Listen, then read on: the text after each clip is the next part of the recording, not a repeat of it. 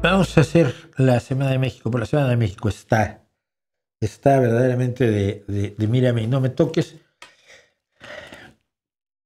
Y yo estoy cada vez más genuinamente preocupado. Miren, yo viví al PRI, como periodista incluso, cuando se podía tomar al presidente fumando, comiendo o bebiendo. Cuando sabías con qué no te podías meter, el presidente, el ejército y la Virgen de Guadalupe. Pero cuando la disidencia era tolerada, cuando podía sacar revistas como El Porqué o La Garrapata, yo publiqué mi primer cuento a los 13 años en La Garrapata, cuento inspirado en el 2 de octubre de Tlatelolco. Siempre fue posible la disidencia y nunca estas bestias, porque son unas bestias, y Ordaz, Echeverría, López Portillo, estamos hablando de gente muy tóxica, jamás te iban a pegar, ¿no? Jamás te mencionaban en público, no existías si eras disidente. Pero lo que se ha estado dando en México es aterrador, pero lo que más me jode es que tuve amigos periodistas, ahora entre comillas, que no están escandalizándose por cosas como esta. La Comisión Nacional de Derechos Humanos niega que la tortura sea una práctica generalizada en México y afirma que el informe del que está hablándose es un informe que se hizo a partir de un informe que hizo el Índice Global de la Tortura, el IGT, que la Comisión Nacional de Derechos Humanos, como es ahora una organización dedicada a defender al gobierno y no los derechos humanos, afirma que la tortura no es una práctica generalizada y que los otros siempre mienten. Este índice fue presentado la semana pasada por la Organización Mundial contra la Tortura y clasificó a México con un nivel de alto riesgo de tortura y malos tratos con base en datos recogidos en 2023 y 2024. Mire, una de las características fundamentales de la policía, de la investigación en México, pues para quien no lo sepa, siempre fue la tortura. Ya te rompieron la cara, ¿por qué no? Yo me colé una vez, me colé en la Vía Olímpica en el 68. Yo tenía 13 años, mis primos tenían 16. Mi otro primo mío es un año más que yo. Nos detuvieron porque nos habíamos colado en la Vía Olímpica durante los Juegos Olímpicos en México. El día que Bob Beamon rompió el récord de salto de longitud, por cierto, porque lo vimos allí.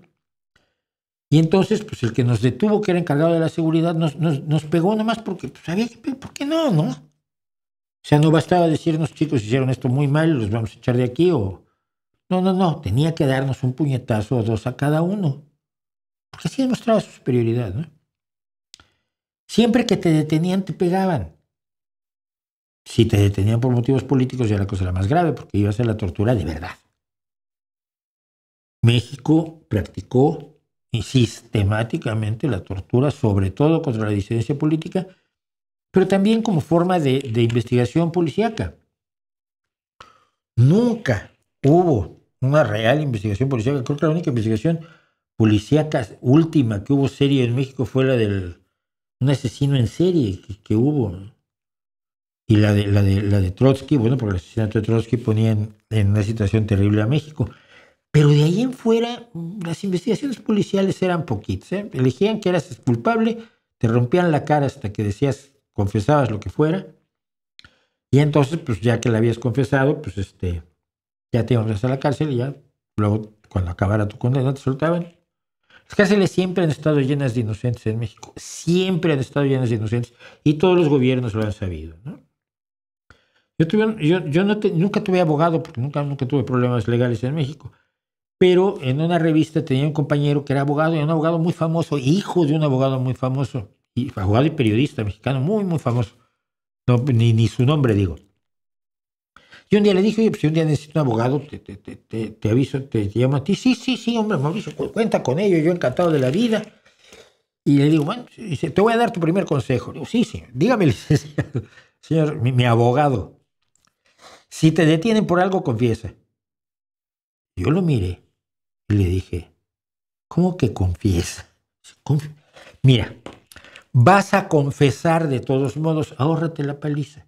Ya en el juicio vemos si pido juicio conjurado y presentamos pruebas y le damos dinero al juez.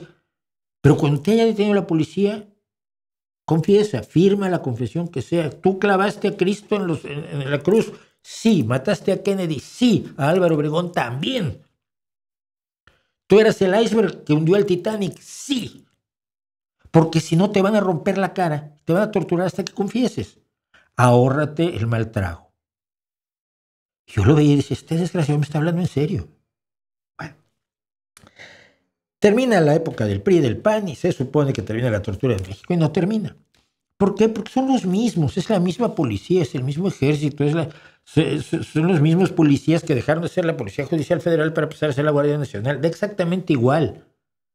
No ha habido ningún intento serio de acabar con las formas de hacer las cosas antes. Cuando Cárdenas fue jefe de gobierno, a mí me nombraron, pero así casi a dedo, responsable, presidente del Comité de Seguridad de mi colonia, que era la Roma. Era parte de lo que hoy es la alcaldía y que antes era la delegación Cuauhtémoc, ¿no? Y yo me acuerdo cómo peleábamos para que los policías entendieran que tenían que ir cambiando, pero poquito a poco, que nosotros que éramos los rojos a los que antes nos pegaban, pues ahora mandábamos. Pero no se trataba de imponérseles, pero sí de ir modificando poco a poco su relación con la ciudadanía. Yo estuve en esto 1 año y medio. No creo haber logrado mucho, pero sé que se intentó. Pero el gobierno de López Obrador y el gobierno de Sheinbaum no lo han intentado. La tortura en México, por todos los informes que hay, sigue ocurriendo. Pero ahora, el Consejo Nacional, el Comité Nacional de Derechos Humanos, en lugar de defender los derechos humanos de la gente que desgraciadamente sigue siendo torturada para que confiese o por ser disidente político, pues ahora a lo que se dedica es a defender al gobierno. ¿Por qué? Porque la responsable de la Comisión de Derechos Humanos es una queridísima amiga del López Obrador y Sheinbaum. No es nadie a quien le interese la ciudadanía. Con muchos otros medios que están aquí presentes, TV Azteca no. ¿Cómo si están hablando todo el día en contra nuestra? Cientos de millones de pesos de publicidad oficial, que es dinero de todos los mexicanos y mexicanas. ¿Mande? TV Azteca no recibe. TV Azteca no recibe publicidad oficial. No. Pues también por eso están tan enojados. Están muy enojados. ¿Desde cuándo? Ya desde el año pasado con el presidente López Obrador y nosotros no. Porque las últimas tablas que nosotros revisamos es que Azteca y Televisa seguían recibiendo. Televisa recibe con muchos otros medios que están aquí presentes. TV Azteca no. ¿Cómo si están hablando todo el día en contra nuestra? Con muchos otros medios que están aquí presentes. TV Azteca no. ¿Cómo si están hablando todo el día en contra nuestra? Bueno, son declaraciones de la presidenta de México y quería yo ponerlas antes de contar la historia que quiero contar. Mire usted, hace un montón de años, cuando estaba como presidente López Portillo, lo cual fue una verdadera tragedia, López Portillo decidió que no le iba a pagar a los periódicos para que le pegaran. ¿Por qué? Bueno, porque él quería, como quiere todos los presidentes y gobiernos mexicanos, la sumisión absoluta de la prensa.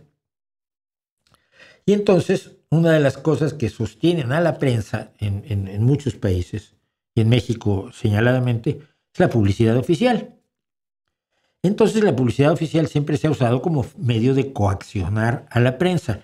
¿Cómo debería ser el manejo de la publicidad oficial?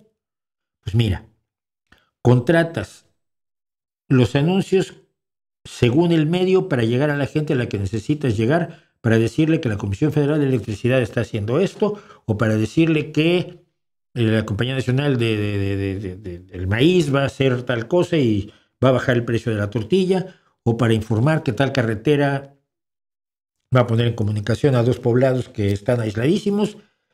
Es decir, que la publicidad oficial tiene que ser una forma de informar al público de las acciones que emprende un gobierno y por lo tanto debe ser dada, comprada a los medios de comunicación que puedan llevar ese mensaje al público al que quieres llegar. Y es como se hace con toda la publicidad. No estoy descubriendo el agua tibia ni el hilo negro.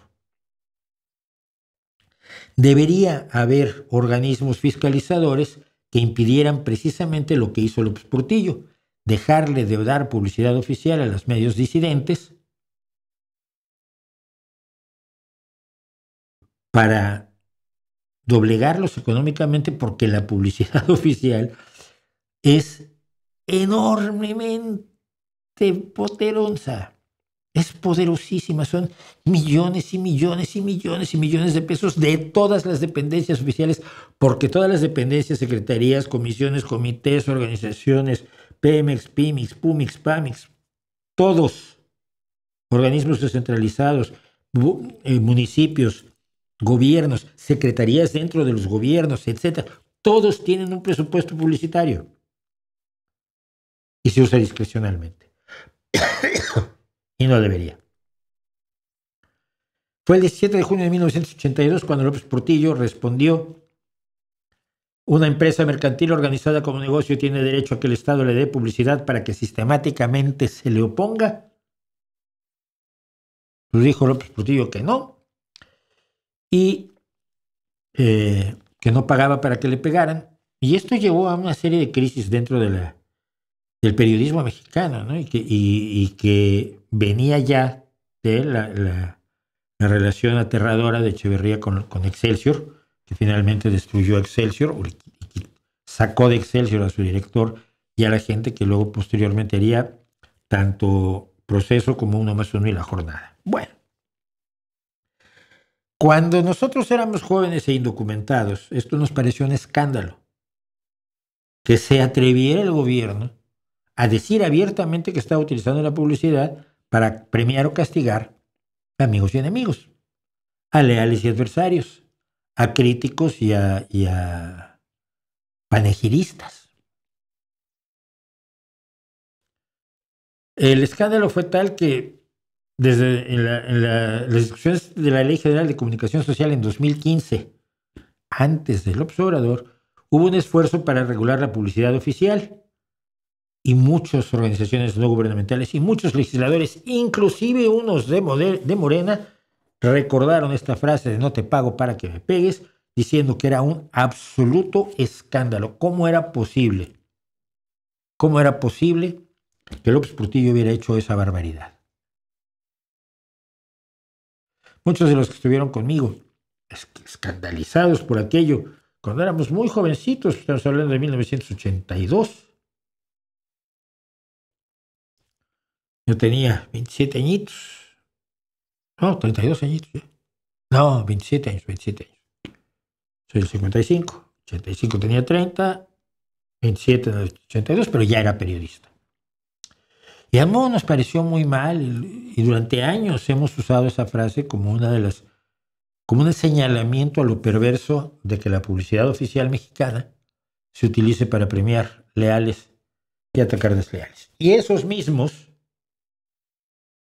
les parece perfectamente bien esto. Voy a dejar las otras 2 historias que tengo. Solo le adelanto esto. Esta es una familia que ha vivido del sufrimiento de los trabajadores, del dinero del gobierno y de las glorias del partido oficial actual, Morena, la que está hasta el frente, actualmente su presidenta, con unos niveles de corrupción que recuerdan todos los años del PRI, pero ahora aquellos adversarios del PRI que se lamentaban por la corrupción que había en el PRI, no se lamentan por esto. Les da exactamente igual. y voy a empezar a decir nombres en cualquier momento. Ese clip está editado, entonces no le han quitado la publicidad a TV Azteca. Sí se la han quitado. Entonces, cuando le preguntan por qué no da contratos a Azteca, responde que es porque Salinas Pliego se niega a pagar impuestos. Tampoco es válido.